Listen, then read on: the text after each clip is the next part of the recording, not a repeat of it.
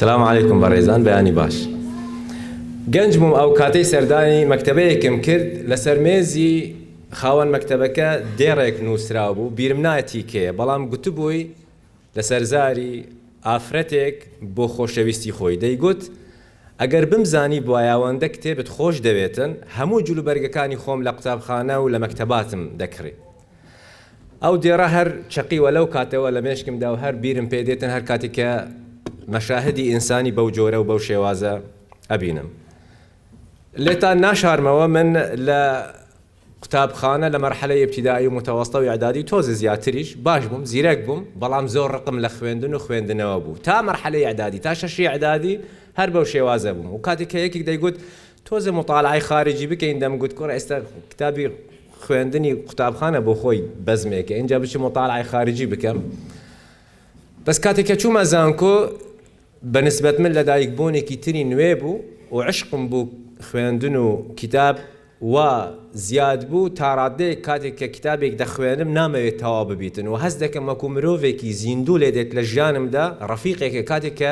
کۆتایی دێتن هەست دەکەم یەکێکم لە دەستدا فەزۆر احتیفاظ پێ یەکەم و ئەوانەوە ئەگەر یەکێک تۆزە ببین و ئەزیەتی کتاب بدەت وا ئەبینم وا ئەزانم ئەزیەتی دڵی من ئەداتن. ئەوەندا و پەیوەندیە بەهێز بوو پتەو بوو و نزیکی یەکتر بوو. و ئەو قەناعەتەم بۆ دروست بوو کە خوێندن و خوێندنەوە و زۆر ئەو نیقاشاتانە تەبعاً دەکرێتن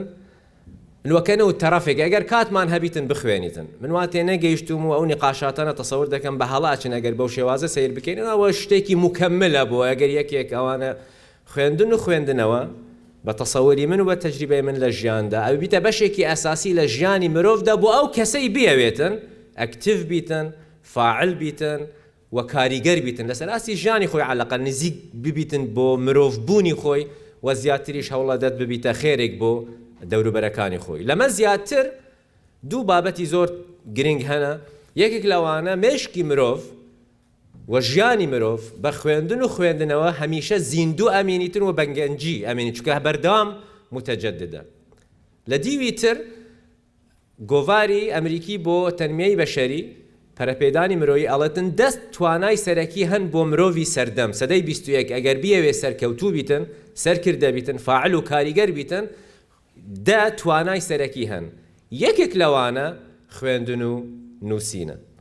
هەندێک لەو ئەفکار و مەعانیانە وا لێ هات ئێمە لە دەستگای ڕوانگە و بڕیارە بدەین چۆن تەنزیمی ئەم پرۆسیسە بکەین ناو جڤاکی کوردستانیدا وای ڕەنگە زیاتریش هەوڵ بدەین. سۆکو دەستپێکێک بۆرد ئێمەدا دەنیشین و ئەڵێن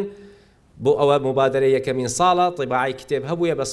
وەکو مسابقەیەکی بەو جۆرە فیلمێک هەڵدەبژێرین بۆ هەر ساڵێک بۆ ئەو ساڵ کورتە چیرۆک بوو بۆ منداڵان بە عمری 8 تا 12 ساڵ بڵاو بکەینەوە چکە هەستمان کرد ئەمە ئەو پرۆسێسی نووسین خۆی مەوزوعێکە زائیدەن مەکتەبەی کوردستانی بە کولتوری خۆمان چیرۆکی پەروەردەیی تۆزێک عەجزێک هەبوو هەنە چیرۆکی پەروەردەیی بەڵام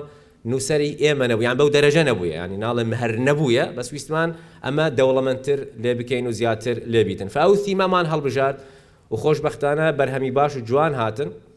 6 کتاب لەوانە هەڵبژێران هەریک لەوانە 2000 نسخە بە هەموویەوە ئەو ئیڤنتە گچکە گوتمان دروست بکەین وەکو ڕێزگرتنێک بۆ ئەو بەڕێزانە و حەفل تەوقیع کە ئومێ دەوارین بیتە منعەتەفێکی گەورە لە ژیانی ئەواندا لێ بێتن ئەم پرۆسێسە بیتە منعەتەفێکی گەورە ژیانی خۆیان هی سەرکەوتن و هی سەرکردایەتی زیاد بکەن و زیاتر بەرەو پێش ببن. فمسپاسی ڕاستی هەموو ئەو کەسانە ئەکەم کە متمانیان هەبوو بە دەستگای ڕوانگە و بەرهەمی خۆیان نار سەرکەوتون چونکە ئەم توانایانیان هەیە ئومێدەوارم بەردەوام بم. لەمە زیاتر پیرۆز بیت بۆ ئەو 6 بەڕێزانی کە سەرکەوتون لیژنەکە اختیاری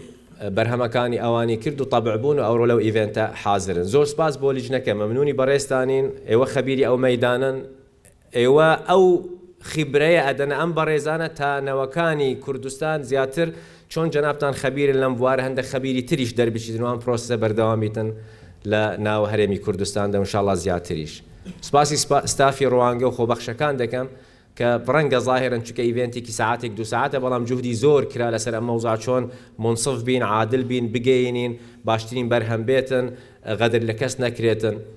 وتحديدا كاك گۆران ڕاستی کە ئیدارە ئەو پرۆژەی دەکرد بە خیبرەی خۆی و بە حزوری خۆی لەگەڵ چەندین پرۆژەی تر ئەزام چەند زەختی لەسەر بوو زۆر سپاس بۆ